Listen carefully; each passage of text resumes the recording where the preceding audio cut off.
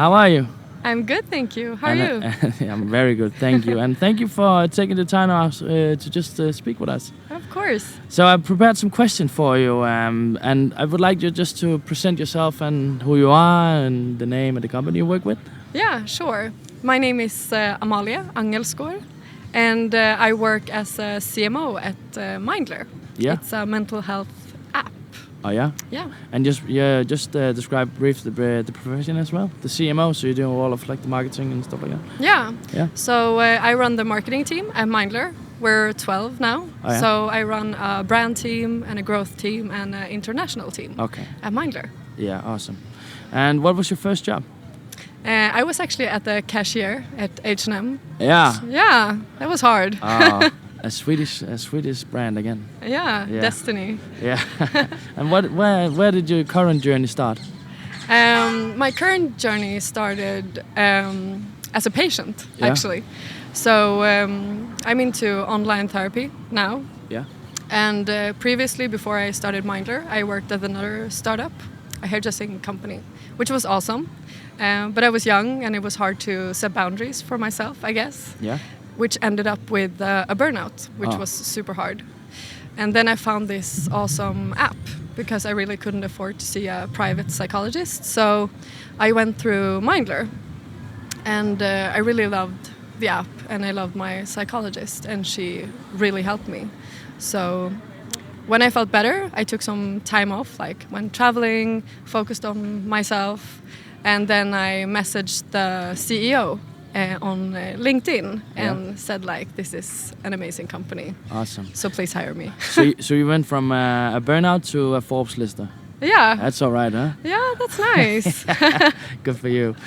So what does it take to run a well-organized organization in your terms? Like what do you think a good company has?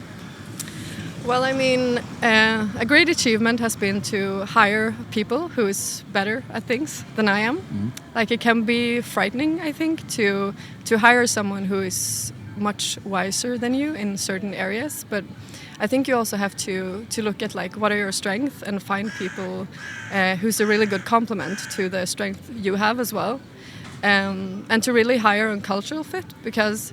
I really think that people can learn so much. So if they have the right attitude, they can go super far.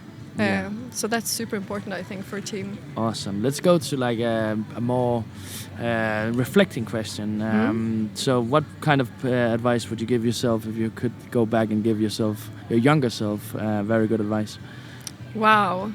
I don't know. I think... like everything will be okay. I know that's such a cliche thing to say, but I felt like growing up in Norway, I think like everywhere it's such a stigma to really be ambitious as well. I've always been ambitious. I remember when I was a kid, I was like, I want to be a boss someday. Yeah. So I would say to myself like, that's okay as well. Like to be really ambitious, and yeah, I feel it's gone well. So I would say to myself like. Yeah, you're a kick-ass woman, so awesome. Go for it. Awesome. So now the next question is quite funny because every time I ask it, I always think about if it's the right question. But when did you feel like you made it? Do you? I don't know. Will you ever? I don't feel like I've made it, maybe, but I feel very content with where I am. And I feel like it's a good thing to feel like you didn't really make it yet, because then you can continue to be ambitious and strive for things. Yeah, makes sense. And what is your biggest regret? Wow, I think like not buying an apartment earlier because it's so expensive now. Yeah, with the housing market now, Yeah, it's crazy. So, I mean, that's not so business related, but like on a personal level, I really regret that. So go to real estate early. Yeah, okay. Yeah, that's my advice. Yeah, cool. And who's your biggest inspiration? It could be both a company or an entrepreneur or something, the leader you had or something. Yeah, I think maybe it's one of my mentors. He's called Erwan. Shout out to him. Like, he was at iSettle really early, and he's helped me through so many of my challenges at Mindler and a lot of other people as well. So, yeah, I really like him. Awesome. And the last question I have for you, how would you like to be remembered when you're not here one day, someday? Wow.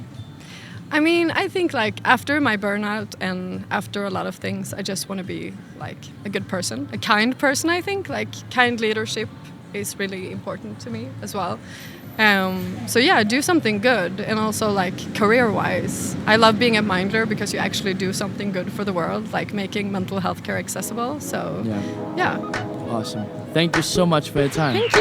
That's it. Yeah.